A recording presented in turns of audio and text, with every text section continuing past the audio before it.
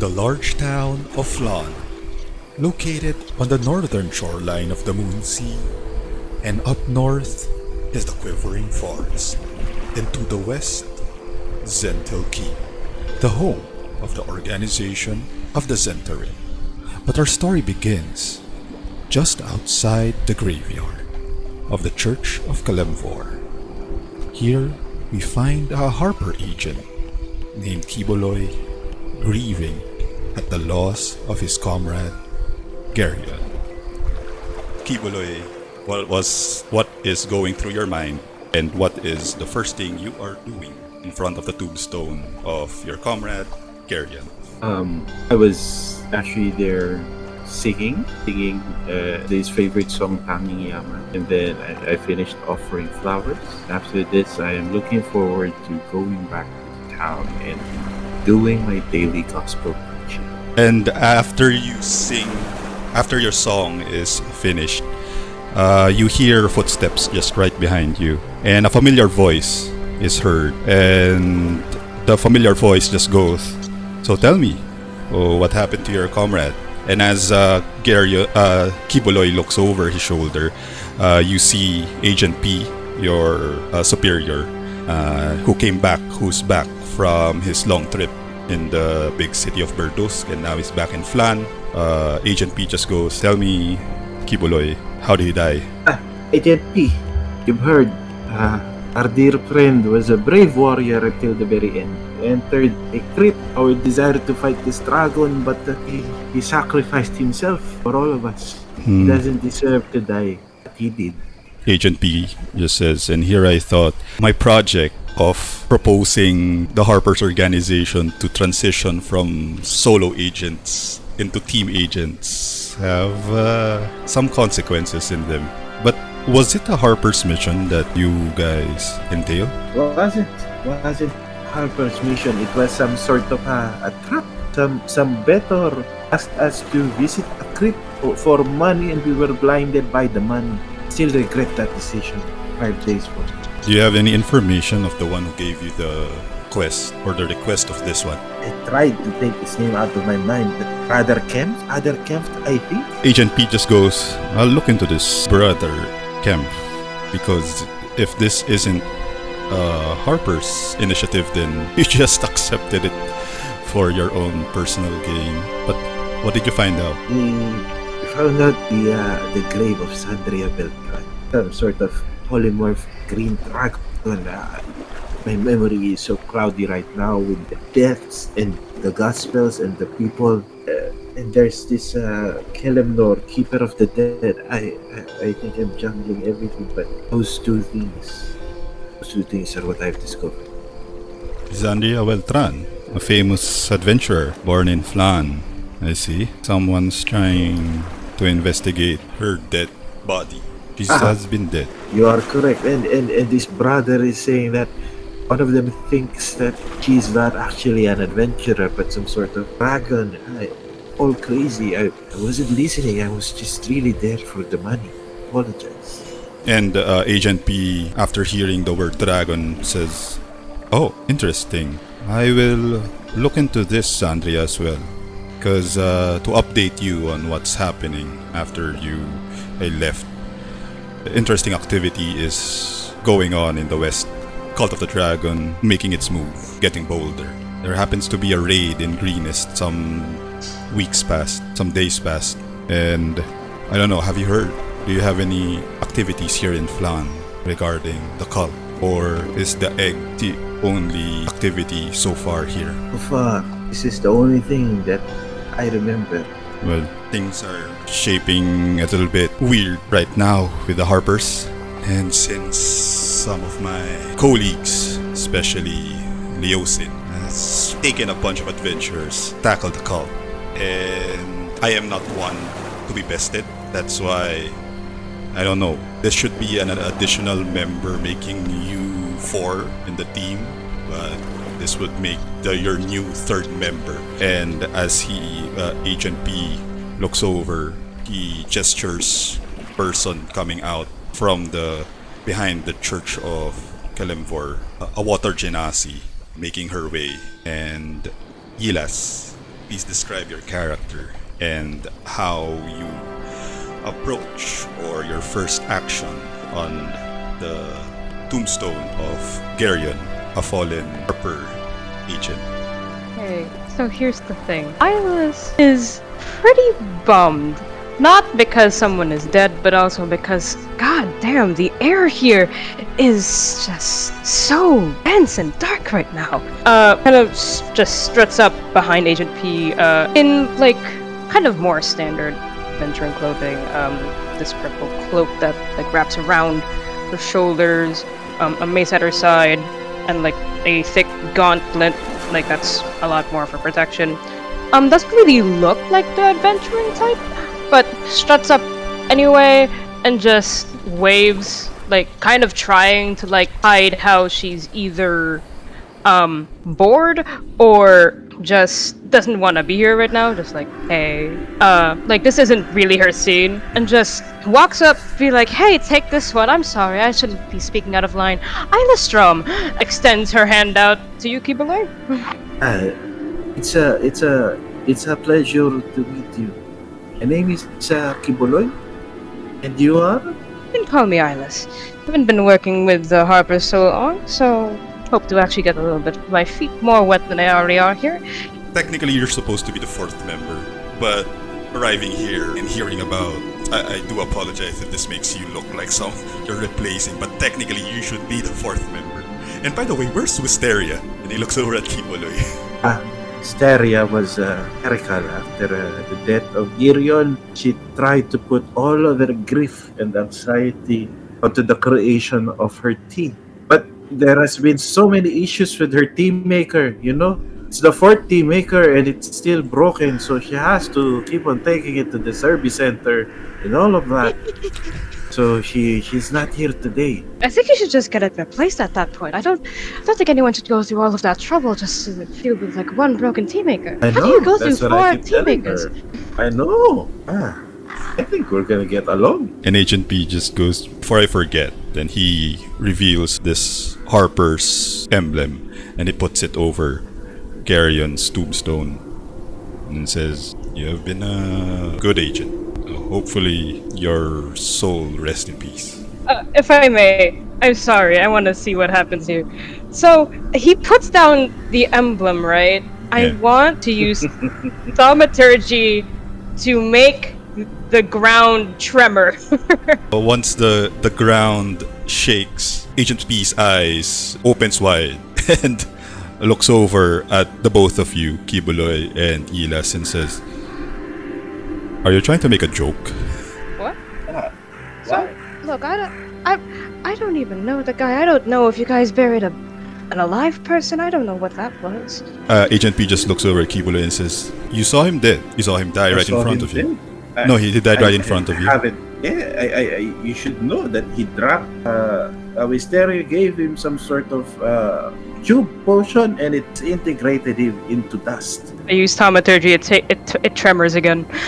Oh, Is this an earthquake?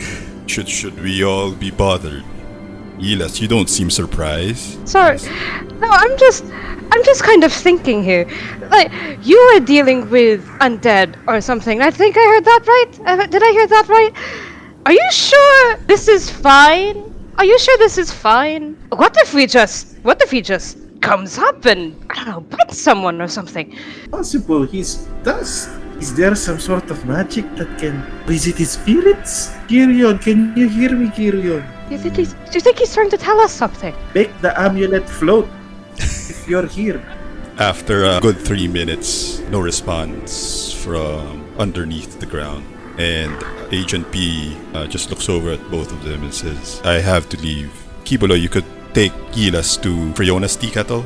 Make her feel at home. Ilas, welcome to Flan. Wisteria, wherever she is. Both of you brief her if she comes back. And Agent P just turns around and begins his walk, leaving both of you in the graveyard outside the church of Kalemvor, in front of the tomb of Geryon.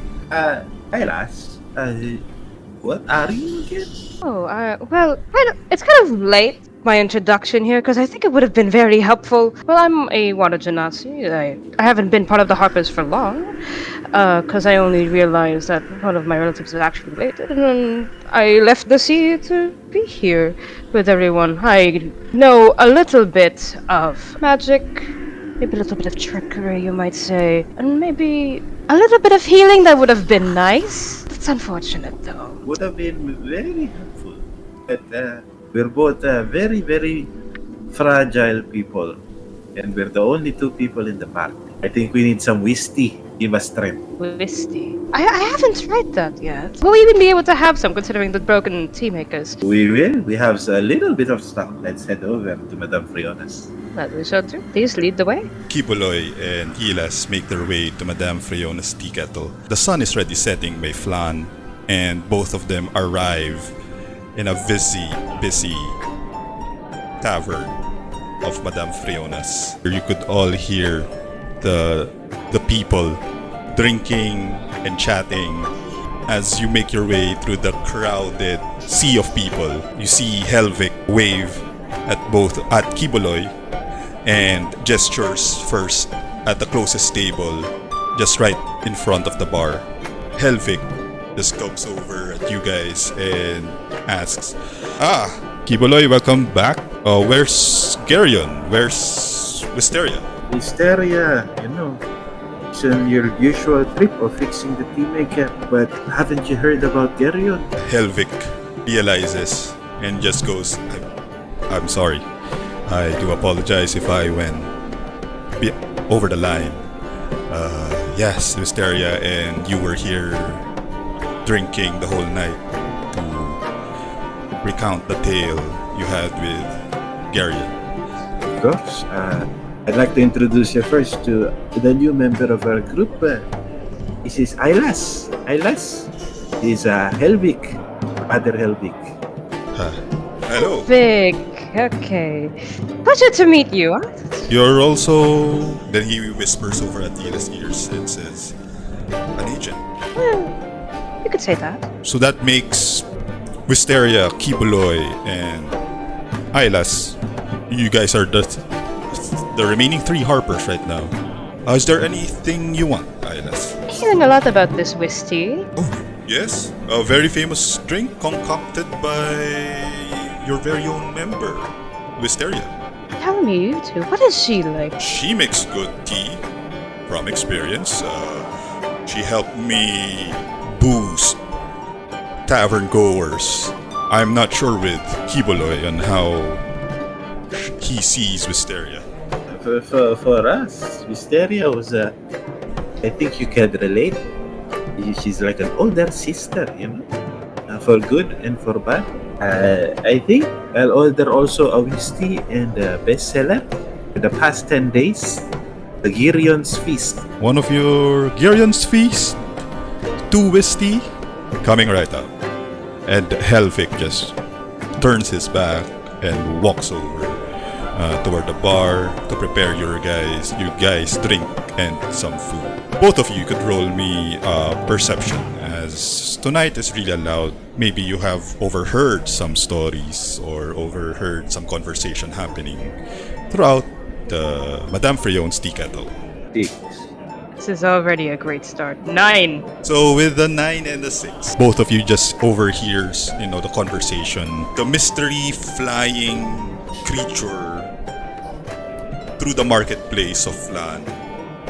Some say they call it the Angel of Justice, and still others, they're talking about trying to decipher the identity of this mysterious flying creature. So as you guys, wait a good 2 minutes, Helvik comes back and hands over this big platter.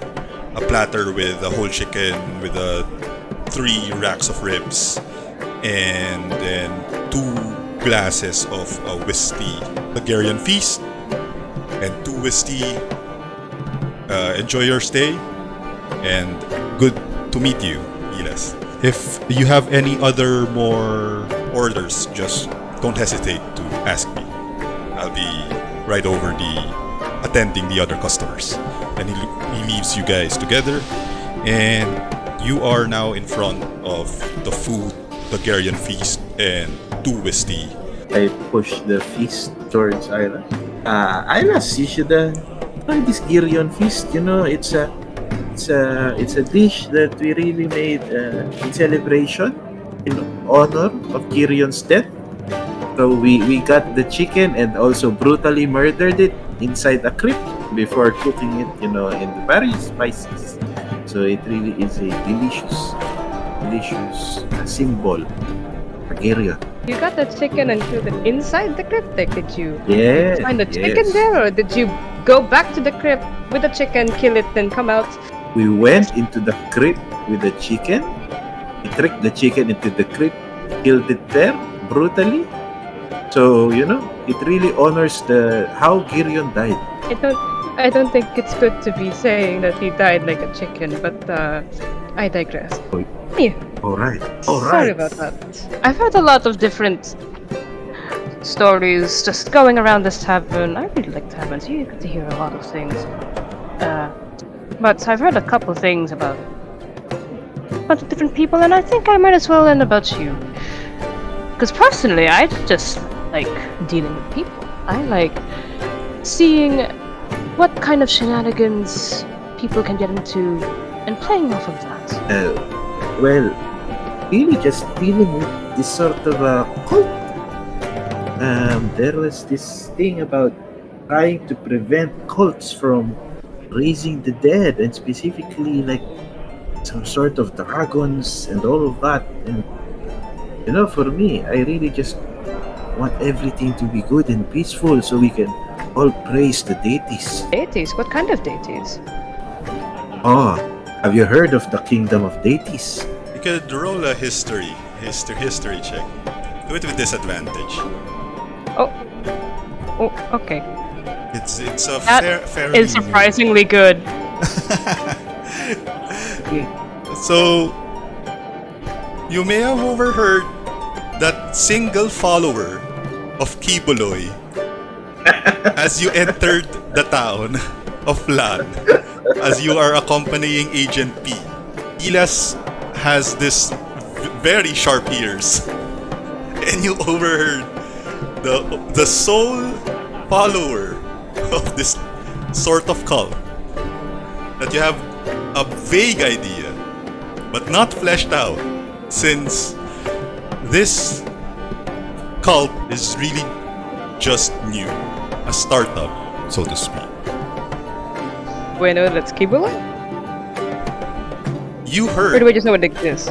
you know it exists in the town of Lan, and you heard about Kiboloi being the leader, but no more details further, since Kiboloi even hasn't fleshed out the other aspects of this cult. He managed to influence a gullible Flan townsfolk, a soul one, into following this kingdom snafu.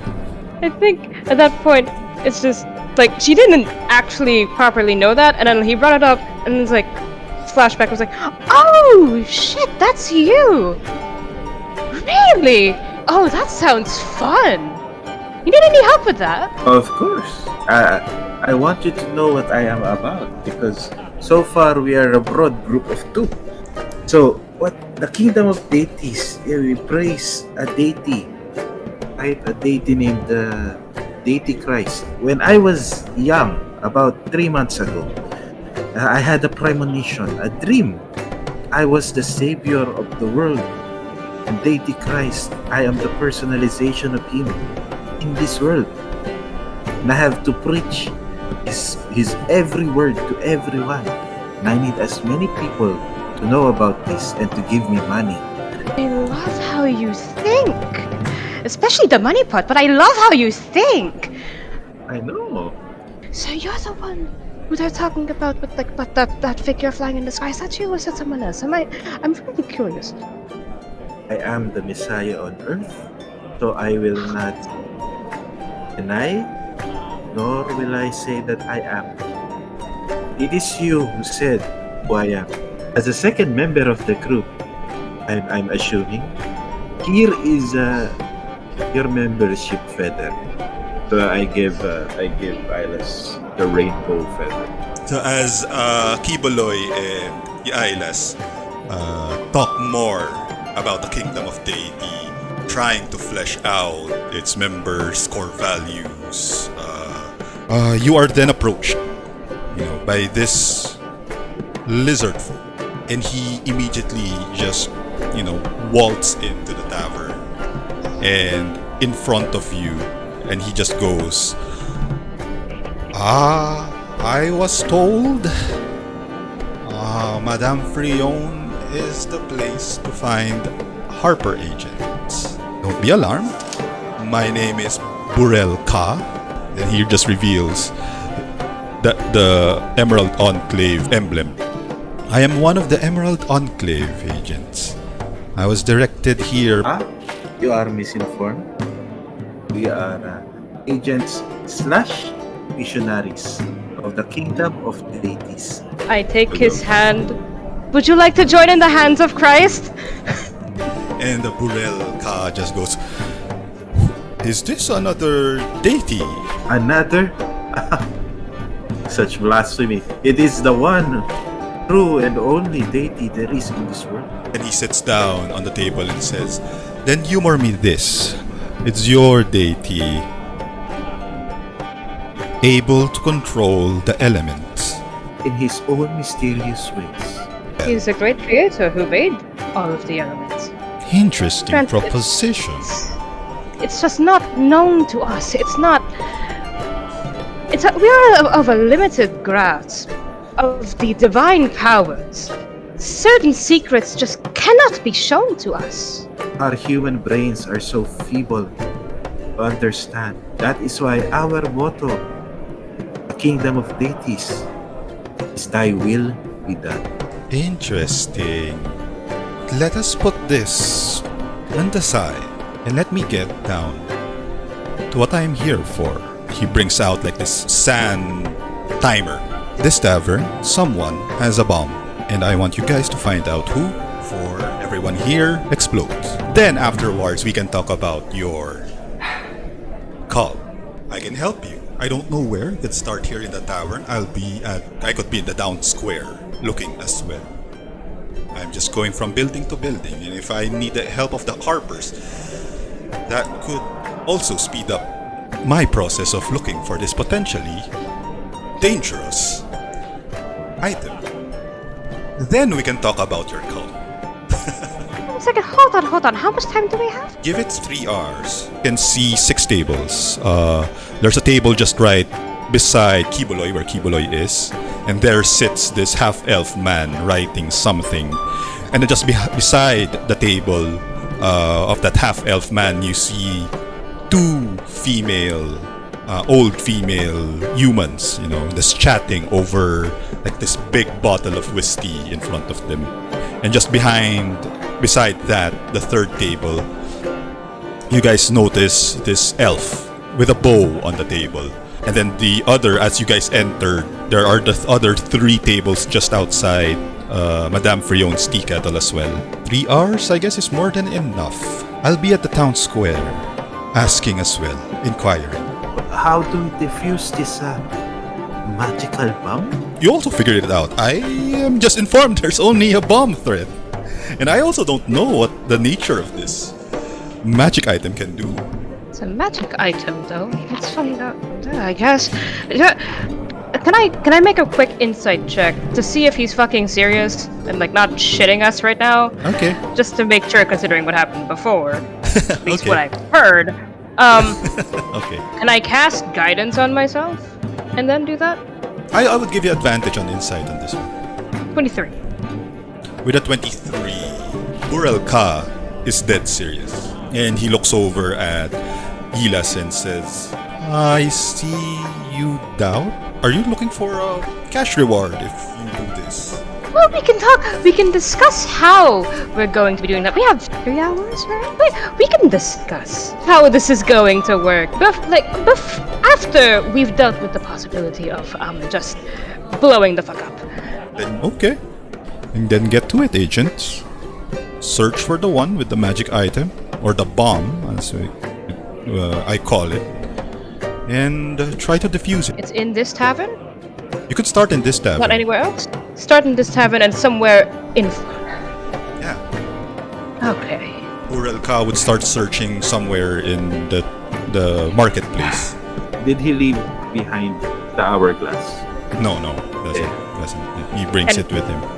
Do you have another that we can use? It would be very nice to know how much time we have without having to stare at the sun or moon and determine that. Burelka just sighs and just goes, then here.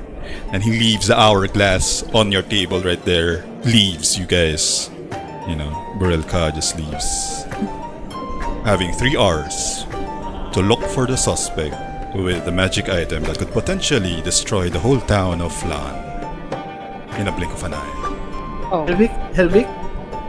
And Helvig comes over, asks, Ho! Yes, Kibaloy. Is there anything? Yes? Any order? Yes, I'm ordering you to search the place for some sort of weird magic item, but this is I lean towards him.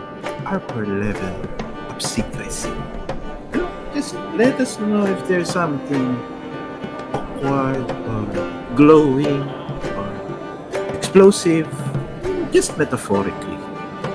Don't panic. And then after Kibaloy says that, Helvig just like stares, lags a bit and goes, "Are you serious? Is this big? Are we all gonna die?" Don't panic. Don't panic. We're We're not going to die, but we do have to look for this. We're not going to die. We're not. Like, I look over at Kibble, like, we're not going to die. We're not going to die. Okay, I'll start with the kitchen, then work my way. There are 6 tables in Madame Frion tonight. Could ask each one of them, I guess, if they... No. Not ask them. Just observe and let us know if someone's sketchy. Give us a hand signal, Okay, I'll start with the kitchen. Isla starts pulling out just like a bunch of like odd knickknacks, like weighted dice, odd like trinkets, and then brings out a card set and starts setting it down on the table to ritual cast detect magic. So as Silas places all the 6 cards on the table, all 6 cards detect magic on the 6 tables. As bardic inspiration. Oh, wait, all of them have magic? Yeah, all of them. All of them. All of them. All of the tables themselves, like, does it like ping as to like if whether there's a specific thing that's okay. there, or just you could roll the area? Okay, you could roll me an investigation for that. Just give me one investigation. Might as well use that bardic inspiration. I'm gonna say it right now. Gonna need it. Gonna really need it. Yep. So with a 7, the one card out of the 6 seems stronger than the rest. And as Ilas touches that card, the table behind Kiboloy, sits someone with a specific item that has magic. Isla, I think we have a very seamless way to grab their attention and then eventually grab their magic. As you are the second follower, we can be missionaries. Tell them to join. Well, this doesn't even have to be for the mission, but it might as well be. That works. Don't think that guy behind you, though, is a problem as much. To clarify, all of the tables shall have magic. It's just that I can only tell about one specific one, but just depends, right? Yeah. But they all still do. Yeah, Okay. they also do. So we can pretend to be missionaries, but we're really trying to decipher the magic item. I don't see why we don't try this. I think we might as well just... And like, she just stands up, like, takes everything off the table, just like, I'm about to regret this. Uses thaumaturgy to make her voice louder and just say, who would like to join hands with Christ? Ilas booms her voice and fills the entire tavern with that statement. All of them just looks over at Ilas and Kiboloy on the other table. I stand on top of the table. Let's make this real Pulp Fiction. Then I pick out 6 rainbow feathers. And I shout, whoever wants to be part of the kingdom of deities will receive these rainbow feathers from the angel of justice. You will be saved from eternal damnation if you follow the path of the kingdom of deities. And in order to receive this, all you have to do is to exchange something precious from within you, something magical to us. Who are willing to take part? Then I tap Ilas. One more. Those who wish to join hands with one greater, to be one with the great divine, must show with them, must present one of equal value of their own, must show their connection to the wilds of the arcane, so that you may be cleansed, and that your chaotic energy may be purified by the hands of Christ. Both of you roll persuasion. Hey, 23. People start follow and fall in line. The writer from the table just behind Kiboloy is in front, followed by these 2 human old females and some other patrons as well. Everyone now is flocking to your table, trying to donate in exchange for this feather. The ones you've heard, these are within the tavern in the first room right here. So the 3 tables have been emptied, and the other 3 are mostly outside seating. Hasn't really heard the announcement. I whisper to Ilas, Ilas, I think we can split up. You can check the tables for anything fishy while I get their attention and try to check their magical items. And then after I whisper that to her, I tap Ilas' head. Go forth, Ilas, and cleanse their tables of negative energy so that I can absorb it all. So Ilas will be going to your tables to bless them with the deity's blessings. You, Mr. Elf Sir, Elf Writer, what is your magical item that you wish to exchange for divine protection? Well, that's going on. I am going around to check the tables, by the way.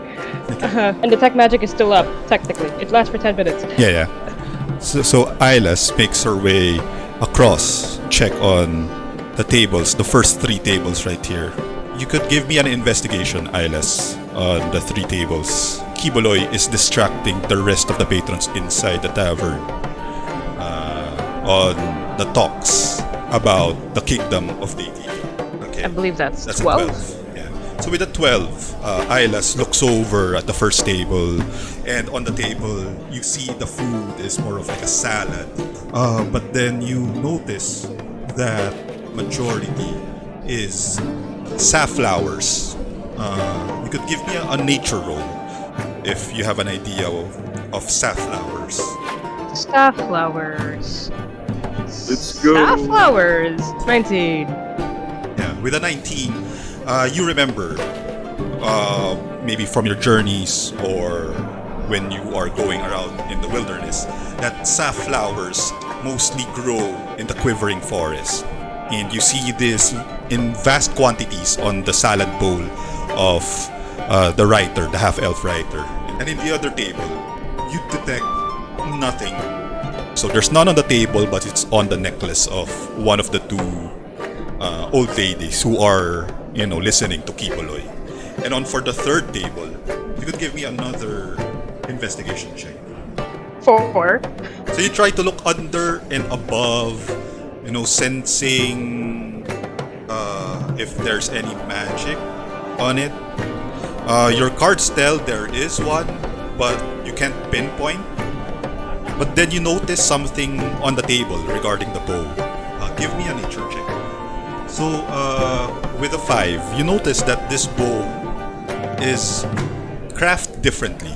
It has ornate elvish carvings. The wood is of different color and of different density and hardness. One of your cards also linger strongly on this bow. So as with Ilas, after your investigation clearing out like the 3 tables, we approach Kiboloy, and just right in front of you approaches first this half-elf man. And he just says, "My name is Schuyler. I'm an half-elf. And I am an aspiring playwright. Actually, I am inspired by one of the most one-act plays that was heard across the Sword Coast by a famous wizard, dragonborn wizard, Heskan Turnroth. He's a member of the infamous Pride March, saviors of the town of Andalin. And I just aspire and love his playwright work. And that's what made me find this magic pencil that I bought from a trader through my travels. I may give this to you in exchange of your feather for the kingdom of Deity, as you put it. Perhaps I may find inspiration and be as successful as Heskan." You're right to trade this. Because it's magical pen.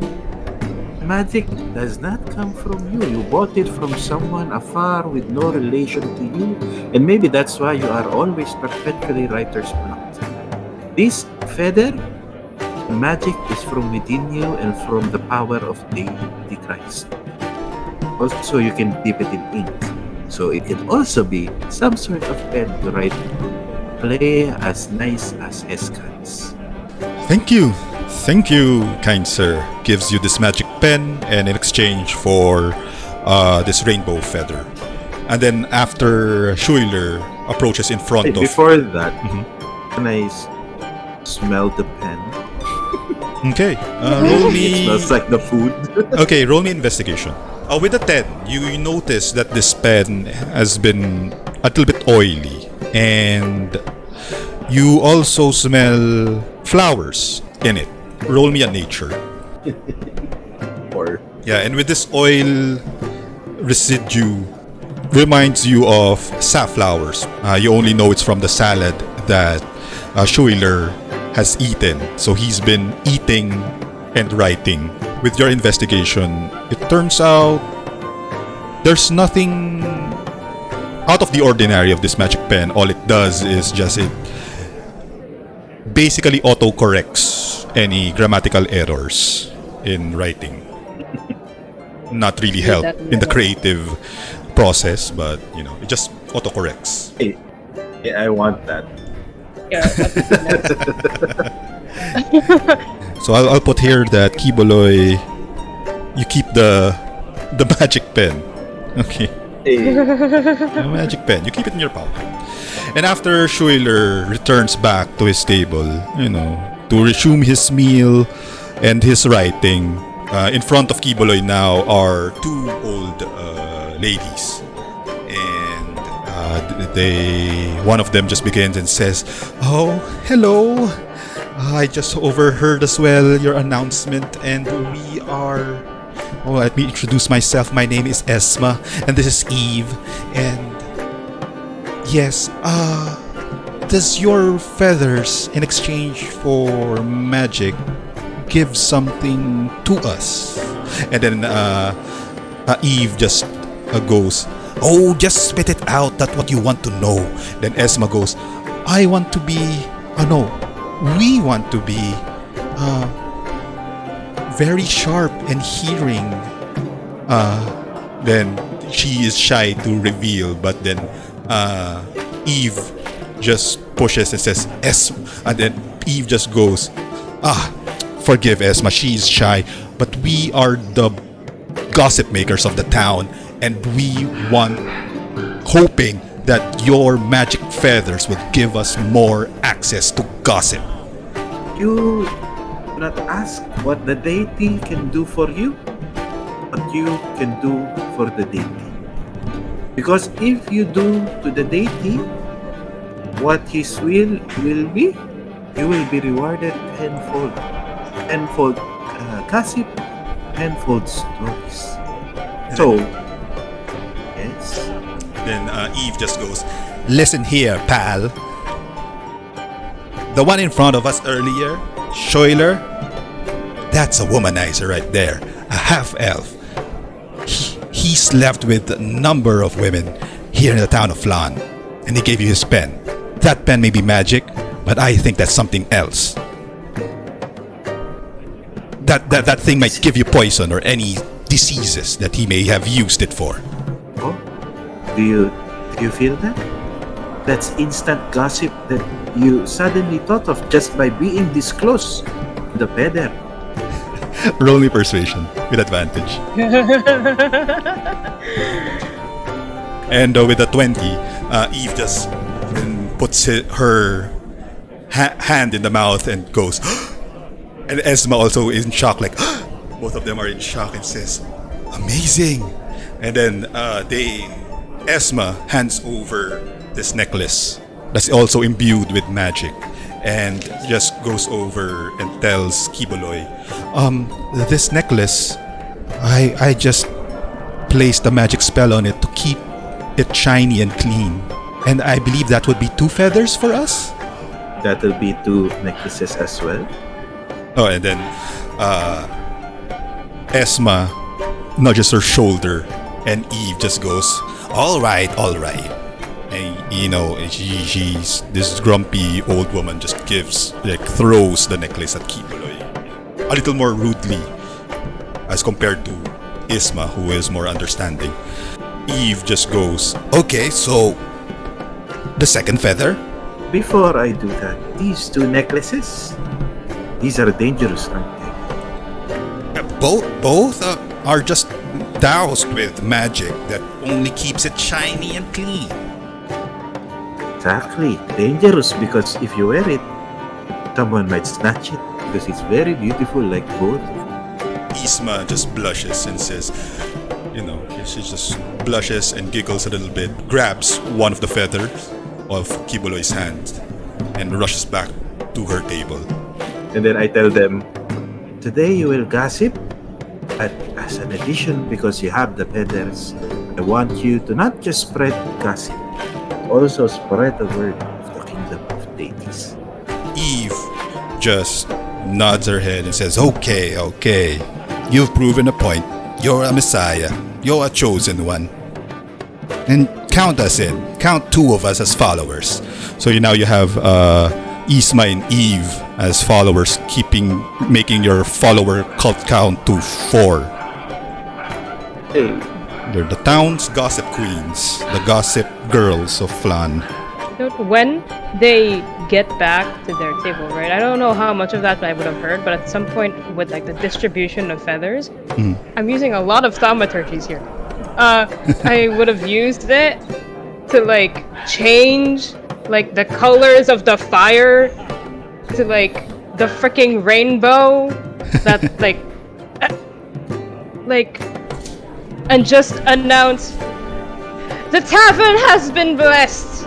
Inside the tavern are still in awe. They are both entertained and in awe of what is happening. And as Isma and Eve return to their desk table, and Kiboloy has the 2 necklaces imbued with magic cleaning product. You are now in front of this elf ranger. My name is Suruk. I am a ranger and I patrol the quivering forest, and I do hope that your colorful feathers may help me in navigating through the quivering forest. If you're asking for magic items, I believe on my table is a bow. I think one of your followers is on my table. As she turns over and looks and sees Elas after changing the color of the fire on the tavern and the fireplace, points over at the bow and says, "That wood is Morakant pearl wood, and it's from the quivering forest. You could take that in exchange for a feather." You are doing the deity's work as the caretaker of the earth. Because of that, I will give you a special feather. I will cast dancing lights onto the feather. Okay. So as the feather changes in hue and color and shines brightly than the other feathers you've given, Suruk appreciates the gesture and bows in front of Kiboloy, going back to her table, elated and joyed and filled with hope that she may do a better job as a ranger in the quivering forest. And then I tell her, whenever you rescue a follower, remember, you are rescuing them in the name of the kingdom of deities. Turn them into followers so that they too may spread the word of kindness of our religion. And you could see the timer.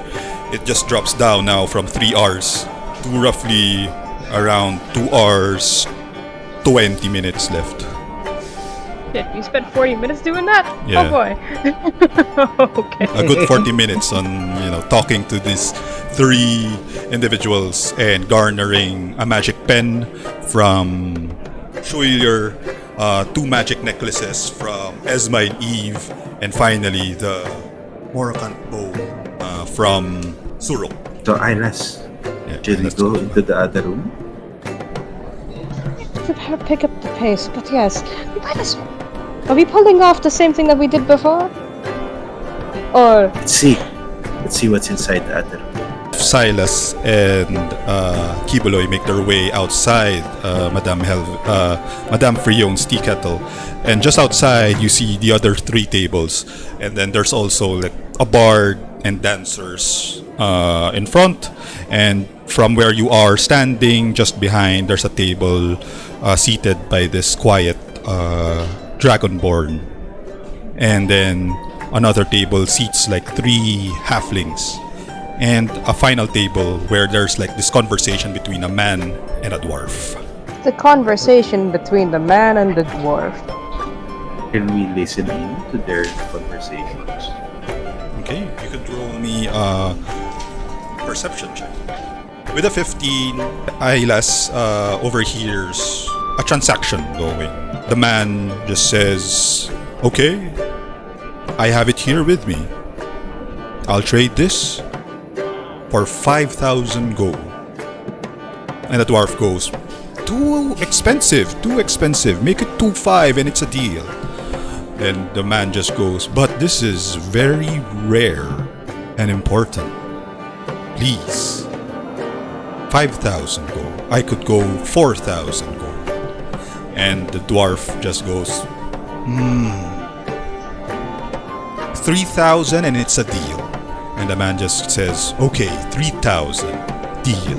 Nudge, like Kibuloy and the Sultan. It's like, okay, bomb aside, those 2 rich folk would be very nice to have in the kingdom of deities. Just say. They are talking about something that they're giving up, though. It's sort of very rare exchange. And just like starts prepping up the cards for like, I don't know, another set of detect magic. If there's anything that's like particularly sinister, like a sinister feeling out of all of those. Okay, could roll me an investigation again. 5.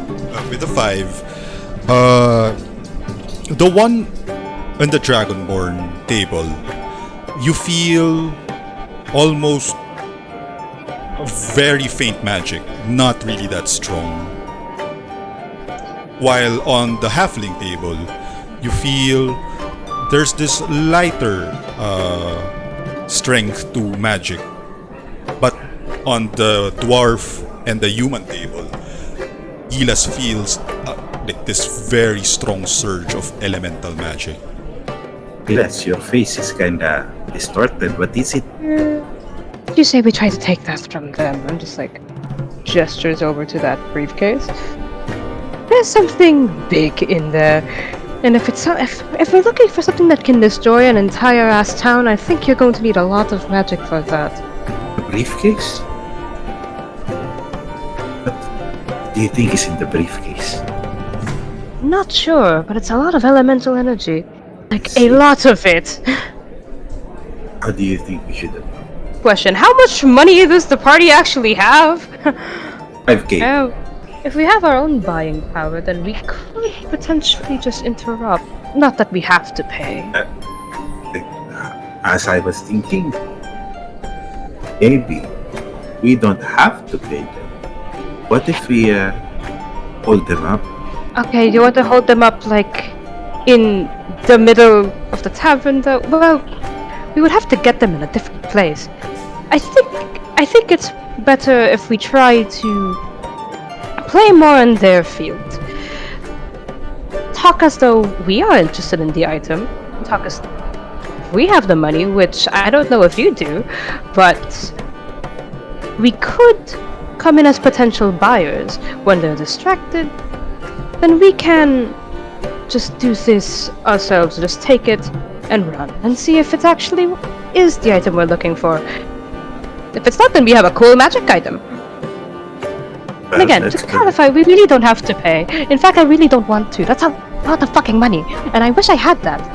I'd rather have that much worth of money in a briefcase than have that and then less what we originally started with. Anyhow. So, I think we can still do our thing. Pretend to be harmless, innocent missionaries. And then we can improvise. It's gonna be a lot of improvising. It is. Let's approach them on their table. No thaumaturgy, just let's keep it Just on make- the down low. Let's keep it quiet.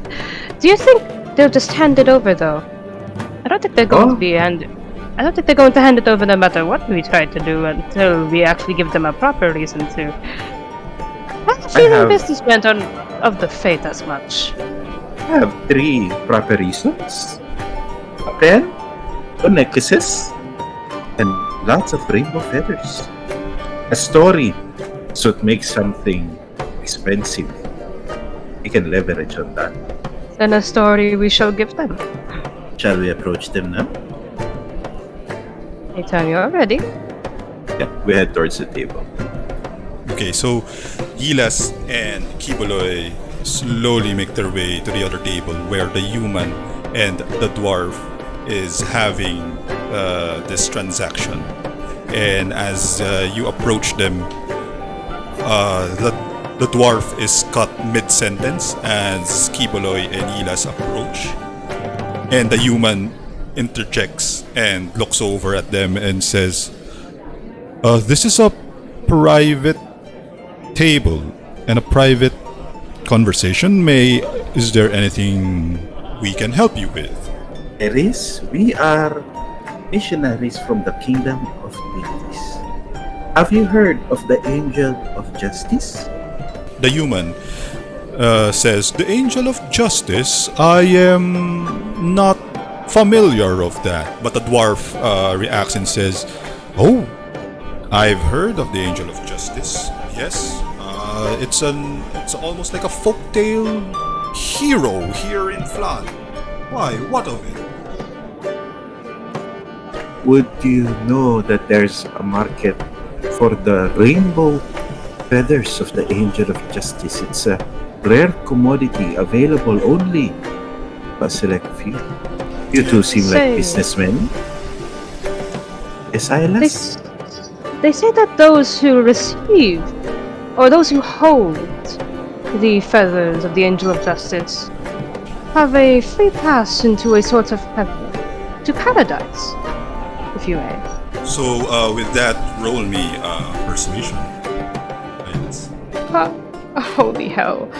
In the middle of this, I would have casted, guidance on myself to, add, this presence to me. God. That's not bad! That is not bad.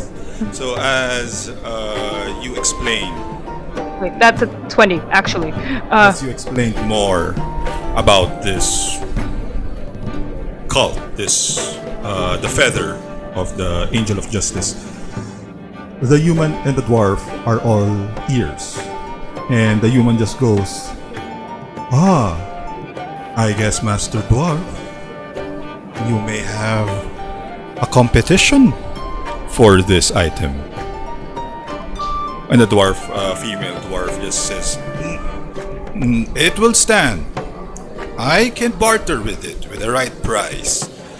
What's your business? And then the dwarf looks over at Kiboloi and Gilas.